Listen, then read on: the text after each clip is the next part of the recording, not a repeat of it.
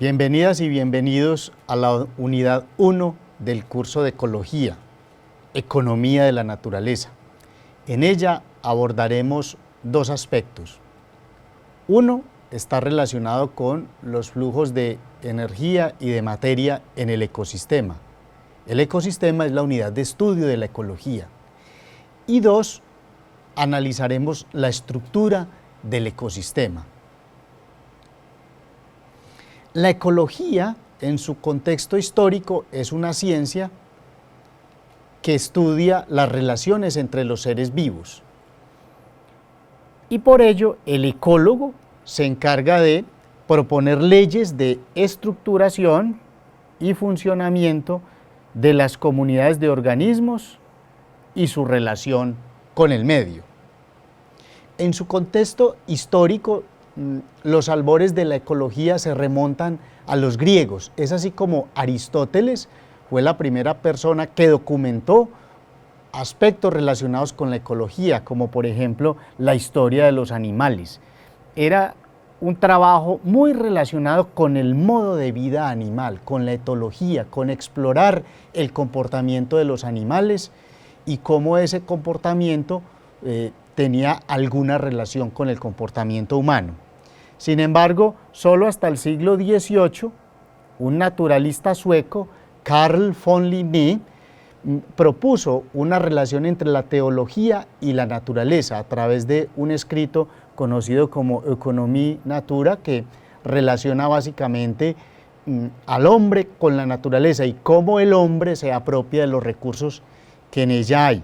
Es así como en el siglo XVIII se planteaba que en la gestión de la naturaleza el hombre es el servidor de más alto rango. Era una visión antropocentrista y de este modo la naturaleza entera tiende a proveer felicidad al hombre, cuya autoridad se extiende por toda la tierra y es quien puede adueñarse de todos sus productos. Sin duda, esta visión antropocentrista perduró por muchos siglos en la historia del hombre. Hoy por hoy sabemos que el hombre hace parte de la naturaleza y se relaciona con ella como cualquier especie animal. Posteriormente, Alexander von Humboldt, un alemán en el siglo XIX, plantea o sienta las bases de lo que se conoce hoy como biogeografía. La espacialización de los elementos de la naturaleza era un aspecto que le interesaba bastante a este investigador. Es así como visita nuestro país en el siglo XIX estudiando la variación altitudinal o la sucesión vegetal en el territorio nacional, desde las tierras bajas hasta las tierras altas.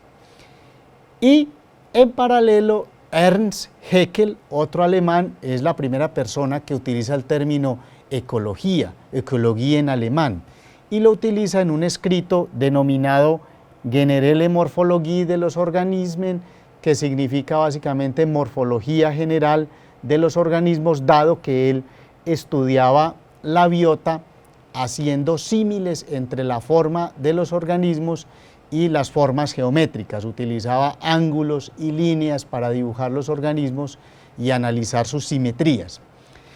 Los trabajos de Haeckel, unidos a los de Darwin y Lill, sientan las bases históricas de la ecología y es así como nace la ecología como ciencia, es decir, la preecología, la sucesión vegetal y la evolución animal son los dos grandes pilares de la ecología o de esta ciencia.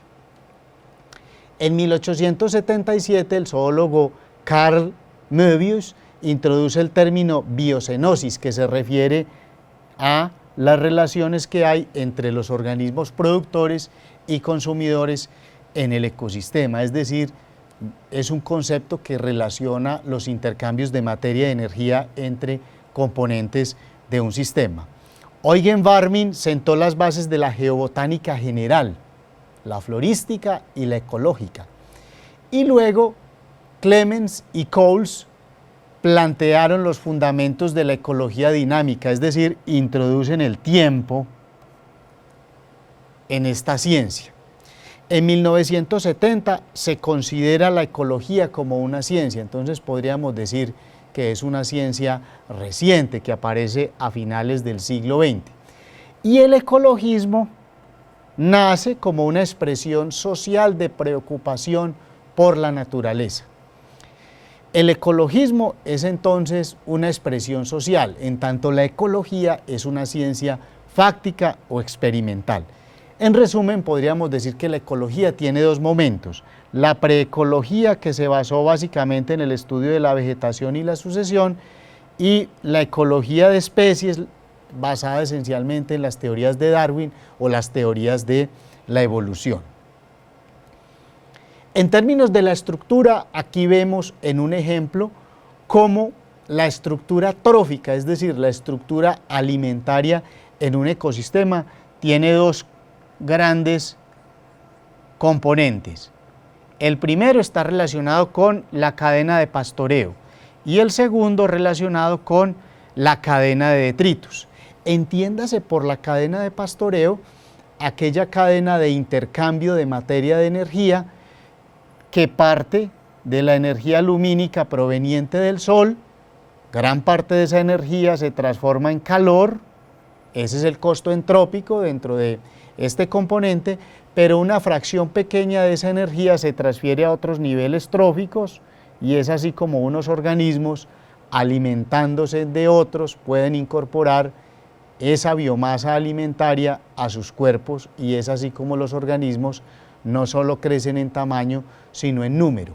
Sin embargo, los costos entrópicos no solo están relacionados con la producción de calor, sino la liberación de excretas y productos de excreción que posteriormente se enlazan con la cadena de detritus y sirven de material base para otra cadena productiva que consiste básicamente en la transformación de esa materia orgánica en materiales minerales por acción de las bacterias, los hongos, los nemátodos, la mesofauna saprófaga, insectos, y la macrofauna predadora, que posteriormente liberan materiales en forma mineral que pueden ser aprovechados en la cadena de pastoreo.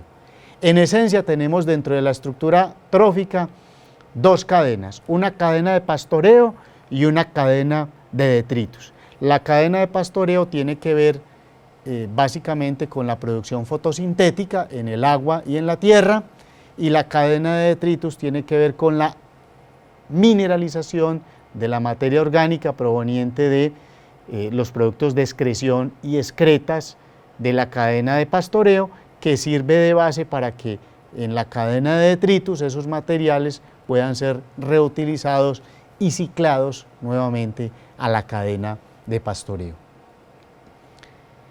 Los flujos de energía son también un componente estructural del ecosistema. Aquí observamos cómo en una cadena de pastoreo de cada nivel, el nivel 1 se refiere a el componente autotrófico en la cadena de pastoreo, el nivel 2 a los consumidores de primer orden, el nivel 3 a los consumidores de segundo orden, el nivel 4 a los consumidores de tercer orden, y así sucesivamente. La energía que se involucra en una cadena de pastoreo proviene esencialmente del sol. Sin embargo, esta energía se reduce paulatinamente a medida que avanzamos en cada uno de estos niveles, y las pérdidas entrópicas están representadas básicamente por Q, que se refiere al calor o pérdidas entre cada nivel. Esas pérdidas son muy grandes, por eso estas cadenas normalmente son cortas, a lo sumo llegan hasta niveles de consumidor de tercer orden por estas pérdidas de calor. Entonces, en una estructura de flujos de energía tenemos flujos de energía representados por la flecha naranja, flujos de materia representados por la flecha amarilla y la flecha verde, que representa las pérdidas en forma de calor. En cada nivel observamos que hay pérdidas de energía que representan el gasto entrópico en cada nivel, pero esas pérdidas de energía y flujos de materia pueden ser aprovechados por las bacterias y los hongos, componentes detritales del sistema, que remineralizan la materia orgánica y retornan parte de la materia y energía al sistema.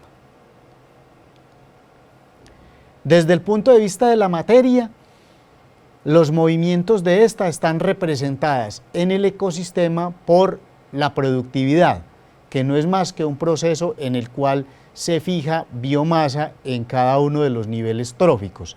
La productividad biológica, como ustedes pueden ver, no se distribuye de manera homogénea en el ecosistema. Hay zonas donde se genera nueva materia orgánica, trofos, alimento, génesis, origen, y está representada por aquella zona donde hay disponibilidad de energía y que se conoce como zona fótica. En tanto la zona trofolítica, zona donde se descompone la materia orgánica, está confinada a aquella zona profunda, por ejemplo en un lago, en un mar, en una ciénaga, en una charca, donde los organismos básicamente dedican su metabolismo a la degradación de la materia orgánica. Entonces hay una zona de producción en la zona fótica y una zona de degradación en la zona profunda. Y una zona de compensación donde se dan equilibrios de producción y consumo que se conoce como zona de compensación. Es allí donde los procesos de producción están en balance con los procesos de consumo y es normalmente zonas de interfase entre la zona productiva y la zona de consumo en un ecosistema. Así las cosas, encontramos que en el ecosistema las fuentes de energía, que pueden ser fuentes lumínicas como el sol o fuentes químicas como lugares donde hay disponibilidad de nutrientes y se aprovechan reacciones químicas de óxido-reducción para obtener cambios de potencial que generan mecanismos de producción biológica en el agua o en el suelo, encontramos que la energía solar es transformada en los ecosistemas de tal manera que una fracción de esa energía se pierden en los diferentes niveles y esas pérdidas son muy grandes. Es así como los sistemas biológicos son sistemas altamente costosos.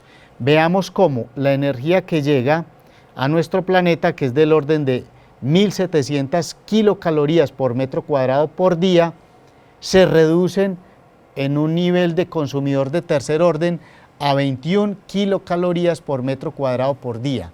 La mayor parte de la energía se pierde en forma de calor. Y la fijación de esta energía en los sistemas biológicos es muy pequeña. De hecho, del 100% de la energía que llega a los ecosistemas terrestres y acuáticos, solo un 2% es aprovechada por los organismos vegetales y algales. Y de ese 2%, solo el 12% por parte de los herbívoros. Es así como la vida es costosa en nuestro planeta. Finalmente encontramos que la vida en los ecosistemas tiene una estructura.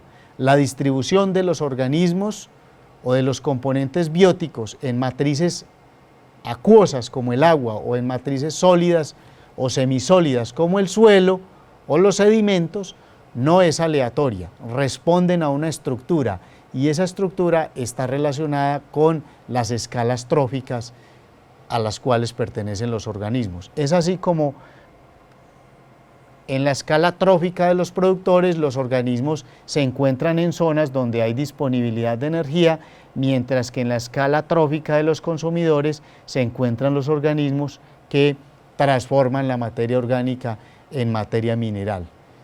Es así como los organismos se distribuyen estructuralmente en los ecosistemas dependiendo de sus necesidades y de sus actividades metabólicas. Hemos visto entonces en esta unidad, en la economía de la naturaleza, cómo en el ecosistema fluye la energía y esos flujos de energía acompañados del movimiento de materiales responden a una estructura, a una organización, a una complejidad en el ecosistema.